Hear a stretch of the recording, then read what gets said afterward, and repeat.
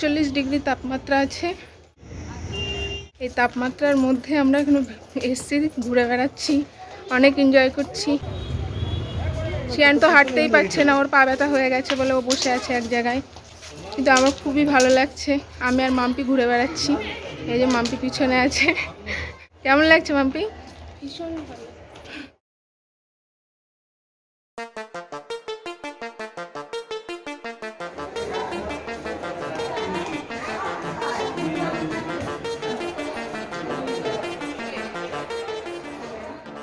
Hello friends, welcome back to my channel Shampi ব্লগে আপনাদের সবাইকে স্বাগত জানিয়ে আজকে নতুন ভিডিও শুরু করছি। তো বন্ধুরা, আজকে আমরা চলে এসেছি আগ্রার লালকেল্লাতে। চলুন আমাদের সাথে থাকুন, লালকেল্লা সম্পূর্ণটা আমি ঘুরিয়ে দেখাবো, আমার ভিডিওর মাধ্যমে আপনারা দেখবেন। এই ভিডিও থেকে আপনারা জানতে পারবেন যে আগ্রার রেড ফোর্ট বা লাল কিলা, এই লাল কিলা সম্পর্কে বিস্তারিত।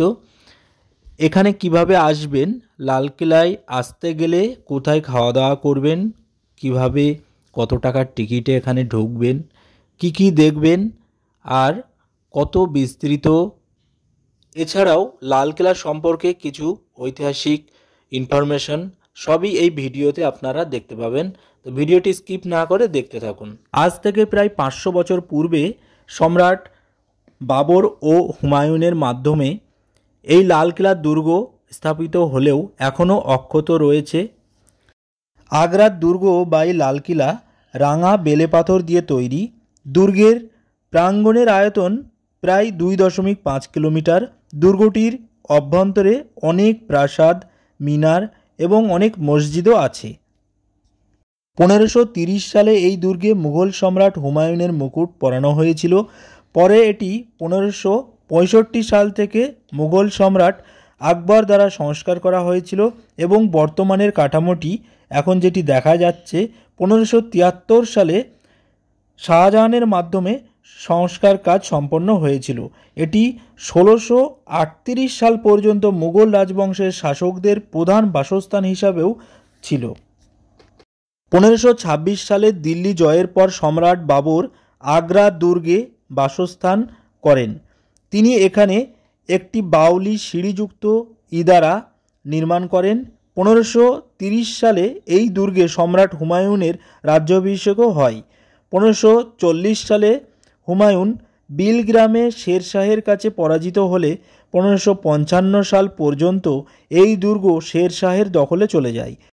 এরপর আবার হুমায়ুন এই আগ্রা দুর্গ পুনরুদ্ধার করেন।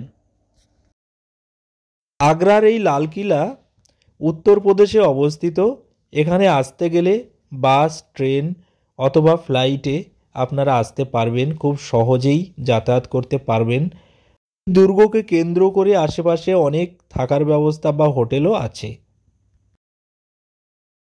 এবার জেনে নেওয়া যাক এই লালকিলায় আসতে গেলে কত টাকা লাগে।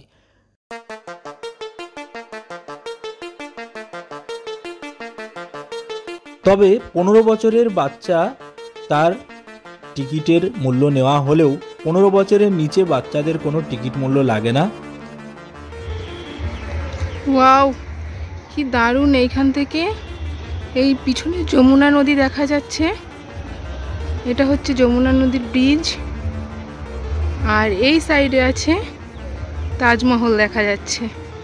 এই জায়গাটা হচ্ছে অসাধারণ, মানে এত সুন্দর জায়গা আমি আমার লাইফে ফার্স্ট টাইম দেখছি। খুবই সুন্দর, মনোমুগ্ধকর জায়গা। ওয়াও! জানা যায় শাহজাহান তার স্ত্রী মমতাজের জন্য যে তাজমহল বানিয়েছিলেন, তিনি এই স্থান থেকে যাতে তাজমহল দেখতে পান সেই জন্য এই জায়গাটা সুন্দর করে তৈরি করেছিলেন।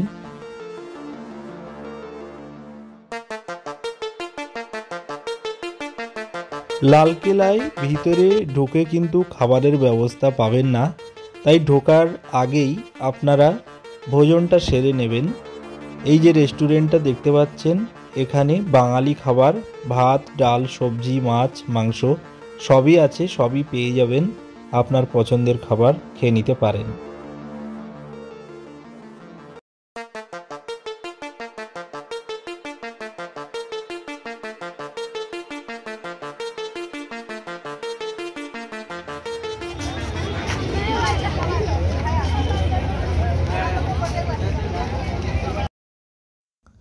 লাল বেলেপাথরের তৈরি এই দুর্গটি উচ্চতায় অনেকটাই উপরে, যতদূর চোখ যাচ্ছে।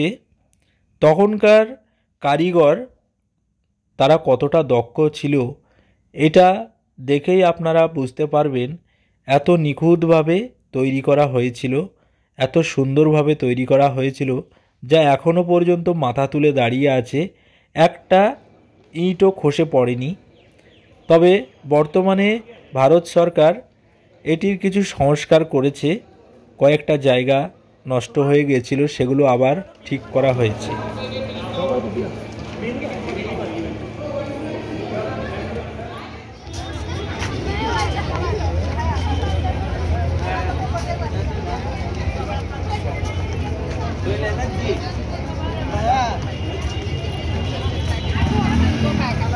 এখন দুর্গটি একটা সময় মুঘল রাজাদের বাসস্থান ছিল।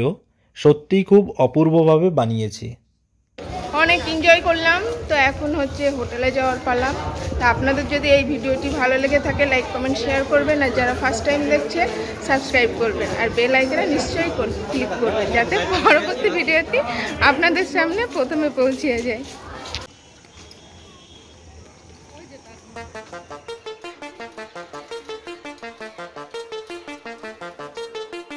এখন আমরা পার্কের মধ্যে দিয়ে হেঁটে হেঁটে যাচ্ছি। খুবই সুন্দর জায়গাটা, চারিদিকে শুধু সবুজ আর সবুজ, খুবই ভালো লাগছে। এই যে পিছনের রাস্তা, সবাই এখান থেকে আসছে, এখান থেকে আধা কিলোমিটার, তারপরে আমরা তাজমহল দেখতে পাই।